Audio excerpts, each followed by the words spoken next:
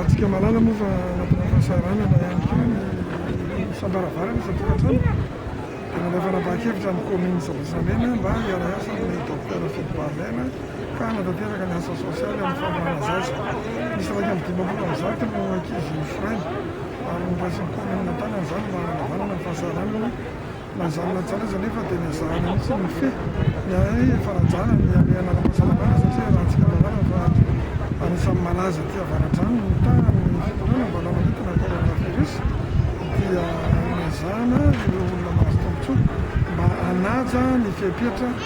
amin'ny fanaovana vavasorona ny zay desinfectant ny lamena marametatra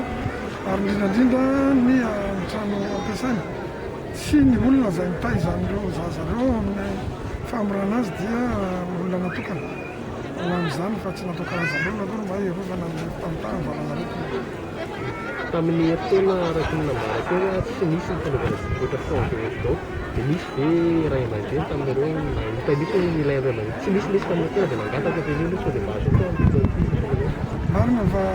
anatin'ny amehantsika amin'izao ny situation misy eto amin'ny tany zay firenena fa kosa le asa sosialy miatsaka ny vatana mivaoka dia anisan'ny tena takin'ny olona ary izany anisan'ny nahatonga ny eto fiadidiana commune nandefa nanapa-kevitra manao azo famorana fonte izao izay eto nanasorana manokana docteur satria namaly ny antso ny commune sabotsy lamena izy ary betsaka no misitraka sy nahazo tombotsoa amin'izao dia dipotra l'amerikana zao.